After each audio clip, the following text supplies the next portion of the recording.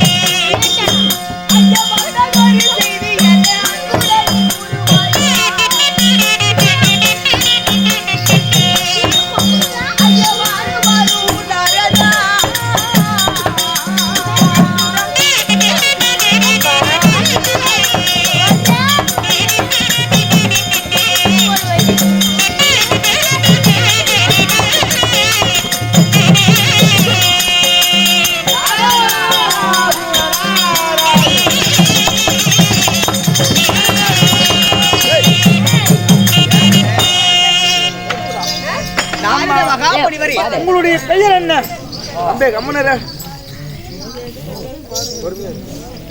அஸ்தாபுரத்தை ஆண்டு வரக்கூடிய வெங்கிடம் சரிகடம் வைத்து ஸ்ரீயோதிட மனைவியாகப்பட்ட எனது பெயர் தான் பெருந்துருவாள். உங்களுடைய பெயர் பெருந்துருவாள். என்னுடைய பாதத்தை படிந்தபடியால் என்றும் தீர்க்க சுமங்கலியாக வாழ்ந்திருப்பீர்கள். அப்படியா? அப்படியா இருந்தாலும் என்றைக்குமே இல்லாமல் படைக்க இன்றைக்கு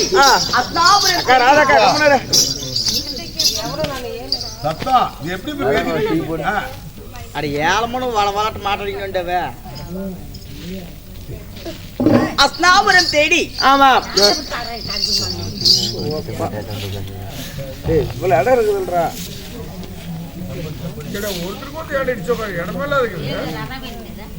தேடி வந்திருக்கிறீர்கள் அல்லவா? அம்மா காரணம் ஏது காரணம் சுவாமி? அஸ்தாபுரத்திலே அரண்மனையிலே அரசபையில் ஆண்மகன்கள் யாரும் இல்லையே. இப்போ பெண்மகள் மட்டும் 101 பேர் பெண்கள் மட்டும் இருந்திருக்கிறீங்க. உங்களுடைய கணவர்கள் எங்கே போனார்கள்? ஆமா, என் கணவன்மார்கள் அனைவற்றவர்களும் வடகோடி காலமாக வேட்டையாடி சென்றிருக்கின்றார். அம்மா வடகோடி கானகத்திற்கு வேட்டையாட சென்ற உங்களுடைய கணவர்கள் என்ன ஆனார்கள் தெரியுமா? தீர்த்தகிரி மலை ஆண்டு வருகின்ற மகனவர்த்தா சூரனாகப்பட்டவன் காளி தேவிக்கு உங்களுடைய மகன் அதாவது கணவராகப்பட்ட துரியோதன் முதல் துர்ச்சோதன் வரை 101 பேரையும் நாளை காலை விடுவதற்குள்ள சூரிய பகவான் சுக்லாதேவி மகன் வருவதற்கு முன்பதாக உங்களுடைய கணவர்களை வெட்டி பலி கொடுக்க இழுத்து சென்று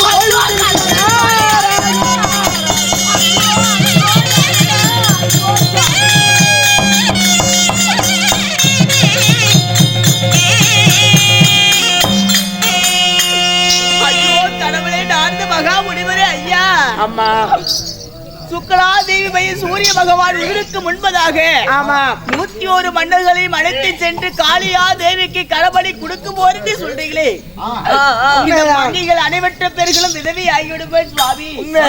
101 நீங்கள் உங்களுடைய அக்கா தங்கை 101 பேரும் பூ வைக்க முடியாது, பொட்டு வைக்க முடியாது, இப்படி கலர்களை பட்டாவதும் பட்டால் அணிய முடியாது. இப்படி 101 மன்னர்களையும் கடபடி கொடுத்து விட்டால் இந்த மங்கையர்களால் நாங்கள் என்ன செய்ய முடியும்? ஐயோ, என் மன்னவர்களை காப்பாற்றுவதற்கு வழியே கிடையாதா? அம்மா அதற்கு ஒரு ஆலோசனை உண்டா சுவாமி? அம்மா அதற்கான ஆலோசனை என்னிடத்தில் இல்லை. இந்த விஷயத்தை உங்களிடத்தில் சொல்லலாம் என்று வந்தேன். நான் போய் வருகிறேன். அம்மா, இந்த விஷயத்தை சொல்லிவிட்டு போனால் என் மன்னர்களை எப்படி காப்பாற்றுவது? அது எனக்கு தெரியாதம்மா. தெரியாதா? ஆமா. ஐயோ, நாங்கள் என்ன செய்வது சுவாமி? நாங்கள் 101 மனைவிமார்களும் இப்படியே அரண்மனையில் அமர்ந்திருந்து நாங்கள் என்ன செய்ய போகிறோம்? அப்படியா சுவாமி? அம்மா ஒருபோதும் கலங்க வேண்டாம். என்னுடைய பாதத்தை பணிந்தபடியால் தீர்க்க சுமங்கலியாக வாழ்ந்திருப்பாய் என்று ஆசீர்வாதம் பெற்றேன். அம்மா இதோ உங்களுடைய கணவர்களை காப்பாற்ற வேண்டும் என்றால் நான் சொல்வதை நீங்கள் செய்ய வேண்டும். அப்படியா? ஆமா. ராஜ சிகாமணி, ஆஹா. நீங்க என்ன சொன்னாலும் சரி, ஆஹா. இந்த 101 மனைவிமார்கள் அணிவெட்டவர்களும் ஆஹா. ஒன்று கூடி நீங்க சொல்வதை போல நாங்கள் செய்கிறோம் சுவாமி. அம்மா, இந்த அக்கா தங்கை 101 பேரும் உடனடியாக எங்கே போக வேண்டும்? நாகலாயம் சென்று நாகக்கண்ணியை சந்திக்க வேண்டும். நாகக்கண்ணியை சந்திச்சு மூலி முக்காடிட்டு அபயம் அபயம் என்று சொல்லி போனால் நாகலோகம் சென்று நாகக்கண்ணியை சந்தித்து சத்தியத்தை பெற வேண்டும். பேறுபட்ட சத்தியம் பெற வேண்டும். எங்களுடைய ஆபத்தை காக்க வேண்டும். எங்களுடைய ஆபத்தை நீங்கள் தான் காக்க வேண்டும் என்று சத்தியத்தை வெற்றுவிட்டால் சரி, நாகக்கண்ணியாகப்பட்டால் உங்களுடைய கணவனுடைய உயிரை காப்பாற்றுவார். அப்படியா? ஆமாம். 101 மன்னர்களையும் காப்பாற்றுவது இந்த நாகக்கண்ணியால முடியுமா? ஆமாம். ஆகட்டும் நாரதரே. அம்மா, சுவாமி, அந்த நாகக்கண்ணி யாரை திருமணம் செய்திருக்கிறார்? யாரை? அர்ஜுனனை திருமணம் செய்திருக்கிறார். அவர்களும் உங்களுக்கு பகையாளிகள். எப்படி உங்களுடைய ஆபத்தை காப்பாற்றுவார் என்று கேட்கிறாய்? ஆமாம் சுவாமி. அம்மா, இதோ நாகக்கண்ணியாகப்பட்டவர் சத்தியம் தவறாத சந்திரகுல வம்சத்திலே வாக்கப்பட்டவர். அதனால முதலிலே சத்தியத்தை வெற்றிவிட்டால் அவர் உங்களுடைய கணவருடைய உயிரை காப்பாற்றுவாள். ஆமாம்.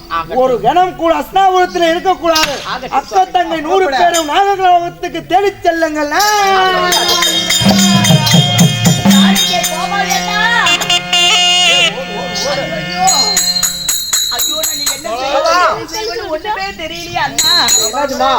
சிகாமணி வந்து இப்பேற்பட்ட ஒரு வார்த்தை கூறிவிட்டு போய்விட்டார்.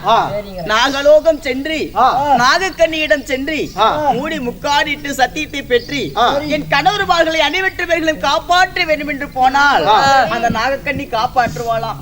அதனால அது சீக்கிரமாக நாகலோகம் செல்ல வேண்டும். சீக்கிரமாக நாகலோகம் போகலாமா?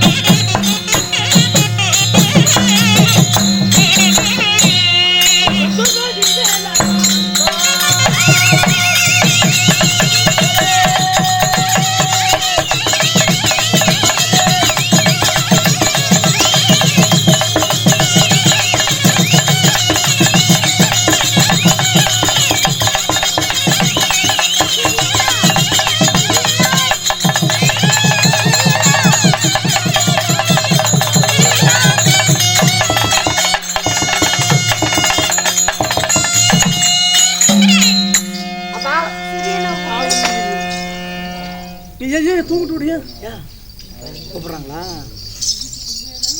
இதோ விக்கிற மாதிரி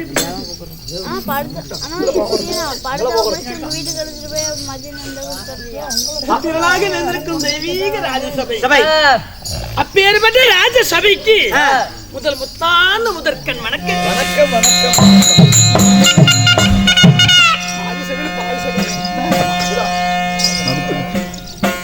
அம்மம்மா அப்படி எல்லாம் இருந்தாலும் இன்னும் நாட்டுக்கு நாடு மகா நாடு. என்ன வருதா? இன்னும் நாட்டுக்கு நாடு மகா நாடு. இன்னும் பெயர் பெறும் மதிப்பிற்கு மரியாதைக்கு உரிய இந்த அழகத்திலே நாட்டோட பெயர் கொல்லக்காப்பாளையம்.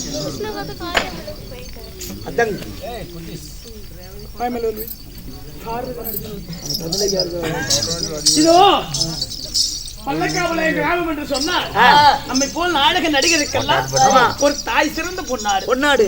இப்பேற்பட்ட தெய்வீக ராஜ புண்ணிய சபையிலே மற்றுமே தாங்கிய பெரியவர்களும் மதிப்பிற்கு மரியாதைக்கு முறைய நமதருமை தாய் உள்ளங்களும் நாடகத்தை காண்பதற்காக வருகை தந்திருக்கும் ரசிகர்கள் கூத்தாடுன்னு சொல்லி கொண்டு பாய் போட்டு இப்படி காத்தோட்டமா வீட்டுல தோங்கலாம். ஆமா, அங்க படுத்தா காத்து அதிகமா வராது, வேர்க்கும். இப்படி காத்தோட்டமா இப்படி படுத்துக்கிறோம். இப்படி படுத்துருக்காங்க அப்படியே ஜம்முன்னு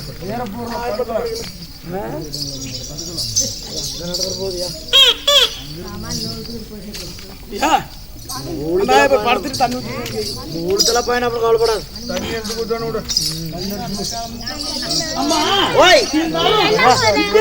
தெய்வீக ராஜசபையில அமர்ந்திருக்கும் அனைத்து ரசிகர்களுக்கும் நம்முடைய சங்கவேல் துணை கலை மகள் நாடக சபாவின் சார்பாக ஒருவரை முத்தான முதற்கண் வணக்கத்தில்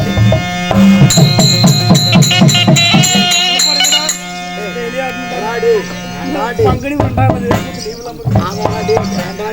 இருந்தாலும் அம்மா இருந்தாலும் இன்னைக்கு என்ன நாடகம்? என்னடி நாடகம்? என்னமா சொல்லுமா? ராஜசபையிலே ஸ்ரீ மகாபாரதத்தில் ஒரு பகுதியாக விளங்கக்கூடிய இதோ மகடவர்த்தன நரவான் சண்டை உண்மைதான். இப்பேற்பட்ட நாடகத்தை தெய்வீக ராஜசபையில் எதுக்காக வச்சிருக்கிறேன் கூட்டு? என்ன காரணம்? எதுக்கு வர சொன்னாங்க வந்தேன், பேசும் போட சொன்னாங்க போட்டேன், ஆட சொன்னாங்க ஆடிட்டு இருக்கிறேன். எதுக்காக நான் எதுக்குன்னு கூட்டு வச்சிருக்கிறாங்க தெரியல. நாங்க வேடிக்கை பார்த்து அதுதான உண்மைதான். நாங்கள் ஆடுவோம், நீங்கள் பார்ப்பீர்கள். அதாவது முன்னாள் முதலமைச்சர் செல்வி ஜெயலலிதாவுடைய பிறந்த நாளை முன்னிட்டு அப்பேற்பட்ட தெய்வீக ராஜசபையில் ஓரிரவு நாடகம் உண்மைதான். அப்பேற்பட்ட நாடகத்தை வைத்து இந்த மகடவர்த்தன அரவான் சண்டை சொல்லக்கூடிய நாடகத்தில் நான் வந்தபடியா நான் யார், என் பெயர் என்ன? அங்கேயோடு கூத்தாட மாட்டேங்குது. அது வேற என்ன ஆனாலும் பேசுவதே தெரியல. அது அங்க ஆடும் கூத்து குசல் நாடகம். நான் யார், என் பேர் என்ன சொல்லட்டுமா?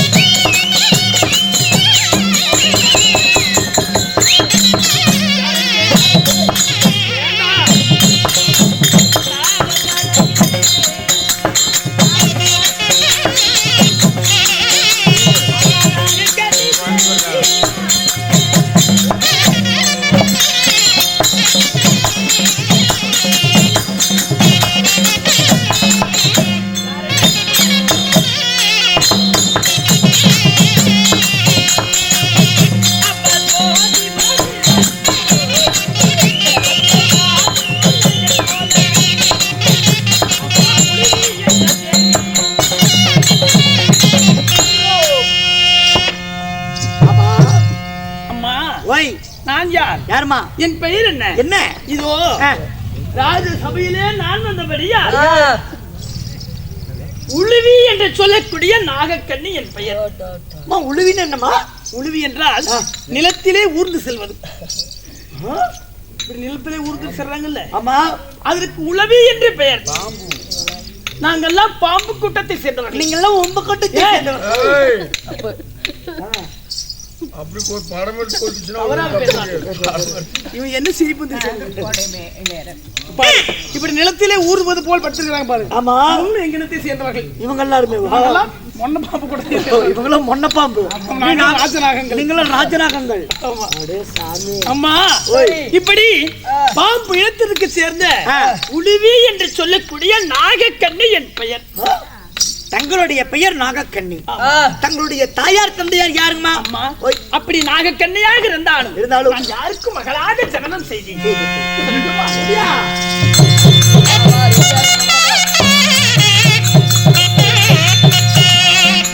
அரியந்த பாதாள நாகலோகோ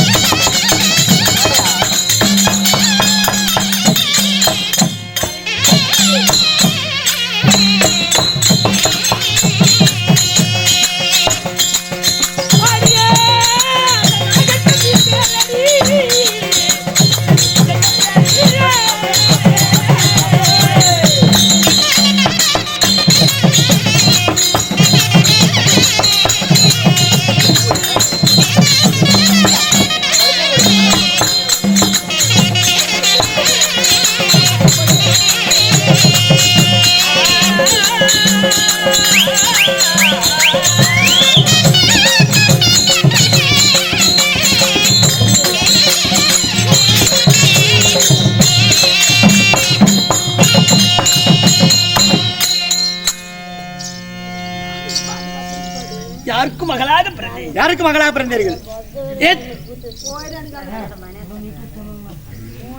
வீட்டுக்கு போறேன். நாளைக்குண்ணா 4 மணிக்கு போச்சு, சீக்கிரம் போத்தாம. ஐயோ, வேலைக்கு போகணும். அந்த ஆயா அப்படி பேசிக்கிறாங்க.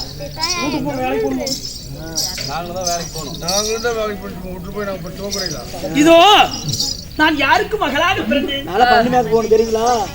நாளைக்கு போனோன்னா வீட்டுல போய் 4 பண்ணி மேய்க்க போறேன். அப்படியே 4 பண்ணி மேய்க்கணும். இதோ ஓய் கண்ணம்மா, ஆமாம்மா, என் தாய் தந்தைகள் யாருமா? உலகம் என்பது 14 உலகங்கள். சரிமா? அந்த 14 உலகத்துல கீழே இருக்கக்கூடிய 7 உலகத்தில் ஒரு பகுதியாக விளங்கக்கூடிய பாதாள லோகம். அந்த பாதாள லோகத்தில் இருக்கக்கூடிய ஒரு நாகலோகம். பாதாள நாகலோகத்தில் வாழ்ந்து வரக்கூடிய உலகத்தில் உள்ள நாக இனத்திற்கெல்லாம் தலைவர், நாக கூட்டத்துக்கெல்லாம் எங்க அப்பா தான் தலைவர். அப்பா தான் தலைவர். ஆமா. அப்பேற்பட்டவர் யார்? அப்பேற்பட்டவர் தந்தையாரோ நாகராஜ மன்னன். நாகராஜ மன்னன். அம்மா, தாயார் எங்க அப்பா யார்? சொன்னல கேக்கலையே. அவங்கள வாய் கொடுக்குறது மோசமான பசங்க. போட்டு அழுத்தலாம் அழுத்தி போடுவாங்க. என்ன போட்டு அழுத்தி போடுவாங்க ஐயா. அம்மா, என் தந்தையார் யார்? என் தந்தையார் நாகராஜ மன்னன். சரிங்க. அதாவுக்கும் உண்மைதான். நாகராஜ மன்னனுக்கும் நீங்கள் ஒருவர் மட்டும் அள்ளி செல்லமாக வாழைக்கு ஒரு குலை போல இந்த உலகை என்று சொல்லக்கூடிய நாகக்கண்ணி நான் பிறந்தேன். நாகக்கண்ணி நீங்க பிறந்தீங்க. சரிமா? அம்மா அம்மம்மா அப்படி நாகம் பாதி பெண் பாதியாக இருப்பதால எனக்கு நாகக்கண்ணி என்று பெயரும் வைத்தார்கள். உண்மைதான். எப்படி நாகமாகவும் தலை மட்டும் அதாவது பெண் உடல் போல, இடுப்புக்கு மேல பெண் உடல், இடுப்புக்கு கீழே நாகத்தின் உடல். அப்படி இருந்தேன். இப்ப இல்லையா? சரி, அதான் பார்த்தேன். இப்ப எங்க போச்சு? அது வரைக்கும் கேக்குறியா? சரிமா சரி விடுமா. அம்மா எங்க போயிட்டு போகுது நம்மளுக்கு? அக்கா அப்படி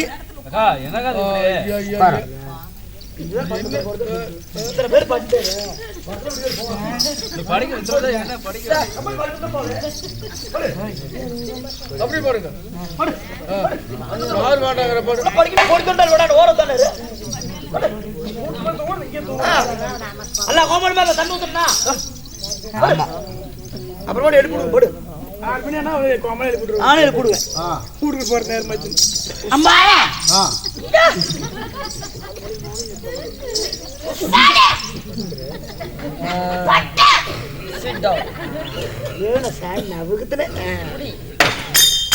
அம்மா அப்படி அண்ணவருக்கு மகளாக பிறந்து பாதாள நாகலோகத்திலே நான் நாகக்கன்னியாக வளர்ந்து நானும் திருமணம் செய்வேன். வீட்டுக்கார யாரு? அவனா ஏதோ கோமான் பட்ட கட்டின கடுப்பு தெரியுது, தெரியலையே. அம்மா அப்படி எல்லாம் இருந்தாலும் நான் யாரையும் மாலையிட்டேன். என் கணவர் யார் தெரியுமா? அவர் எப்பேற்பட்டவர்?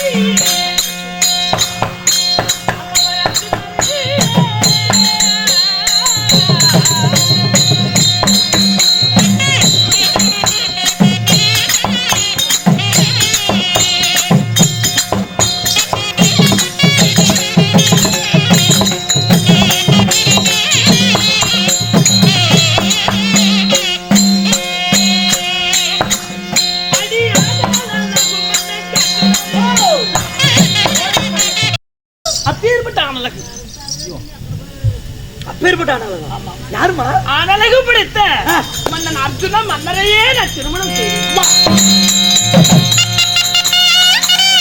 அர்ஜுனுடைய மனைவியா? அர்ஜுன மன்னரை நான் திருமணம் செய்து அம்மா நான் திருமணம் செய்து எப்படி இதோ அவரை படித்தாசுப்பட்டு அதான் கேட்டு ஆசைப்பட்டு அவரை அழகில மயங்கி திருமணம் செய்தால் அவர் தான் செய்யணும் அப்படின்னு சொல்லி செஞ்ச வேலைக்கு ஆகாது. இல்லமா அவர் தான் செய்யணும் இல்ல, எங்களை மாதிரி இருக்கிறவங்க செஞ்ச வேலைக்கு ஆகாதா? அம்மா அவரை நான் பள்ளி பருவ சாலை இருக்கும் பொழுது நான் அவரை படித்தாசைப்பட்டு புத்தகத்துல கல்வி சாலையில அவருடைய அழகு 11 அழகு. உண்மைதான். 11 பயிர் நாமத்தையும் 12 அழகையும் 32 லட்சணங்கள் அப்பேற்பட்ட அழகுடையவரா இருக்கிறாரு. இவர் புத்தகத்துல படிக்கும் போது இவ்வளவு பெரிய ஆசையா இருக்குது. இவரை நம்ம கல்யாணம் பண்ணிக்கிட்டா இன்னும் எவ்வளவு ஆசையா இருக்கும் அப்படின்னு சொல்லி அவர் மனசுல நினைச்சுக்கிட்டே தந்தையாருக்கு நான் சொல்லாம என் தந்தையார் பார்த்தா திருமணமே வேண்டாம் என்பதற்காக வேண்டி நாரதசிகாமணி சொன்னார் என்ற வார்த்தைக்காக வேண்டி பகிரதன் என்ற குளத்திலே தெப்ப குளத்தில் நான் குளிக்கலான்னு சொல்லி எவ்வளவு நாள் பூஜை செய்து கொண்டிருந்தேன். அப்போ என் கணவருக்காக எதிர்பார்த்து பார்த்து பார்த்து கண்களே பூத்து போச்சு. சரி இதுக்கு மேல புருஷன் வருவாரா? வரமாட்டார். தந்தையார் போனா நாட்டுக்கு போனா கல்யாணம் பண்ணி வேறவங்களோட வச்சிருவாரு. இவர் மேல ஆசைப்பட்டிருக்கேன் அப்படின்னு சொல்லி நான் என்ன செய்தேன்? இனிமேல் படிக்க இந்த உயிரை வைத்திருக்க கூடாது என்பதற்காக வேண்டி அந்த பகிரதன் குளத்திலே நான் குதித்து விட்டேன். குதிச்சிட்டீங்க காவலான்னு. அப்போ யாருன்னு தெரியல, என்ன 2 கைகளை பிடித்து இப்படி தூக்குனாங்க. கண் விழித்து பார்த்தா நான் யார் மேல ஆசைப்பட்டனோ அப்பேற்பட்ட ஆணைகளை படுத்த மன்னனின் கை தொட்டு தூக்கினார். அவர் என்ன கை? மாலை போட்டிருக்கிறியா? இல்ல எது சொல்லு. கைத்தொட்டி தூக்கிய உடனே எனக்கு சாபமாகப்படுத்திருந்தது. நாகம் பாதி பெண் பாதியாக இருந்தனா, அதாவது மற்ற பெண்களைப் போல நானும் சுய பெண்ணாக மாறினேன். நீங்களும் மாறிட்டீங்க. ஆமா, அவர்கள் திருக்கரங்களின் மேல் பட்ட உடனே அப்படி அவர் யாருன்னு கேட்க, இப்பேற்பட்டவர் தான் நம்ம மயக்க, அதாவது திருமணம் செய்ய ஆசைப்பட்டிருந்தோமே அப்படின்னு சொல்லி அன்னவர்களை நான் அன்னைக்கே திருமணம் செய்தேன். காசி யாத்திரை வரும் பொழுது அன்னவரை நான் திருமணம் செய்து அவரோடு சில காலம் வாழ்ந்து கண்ணம்மா, மற்ற பெண்களைப் போல நானும் கர்ப்பமாக இருந்தேன். உண்மைதான். அம்மா சுகமாக 10 மாதம் நிறைமாத கர்ப்பமாக இருந்த தருவாயில ஒரு நாள் ஒரு தினத்தில் எனக்கு இடுப்பு வலி, பிரசவ வலி ஏற்பட, கடவுளே நமக்கு குழந்தை பிறக்க போதும் சொல்லி மனசா எடுத்துக்கொண்டு இருந்தேன். சரி அம்மா, அப்ப குழந்தை பிறக்கும் என்று மனதில் ஆசை வைத்திருந்து எனக்கு காத்திருந்ததே பேர் அதிர்ச்சி. அண்ணா, அதை நினைத்தால் 7 இடிகளும் சேர்ந்து பேரிடி விழுவது போல் என் தலைமையால் விழுகிறேன். அண்ணா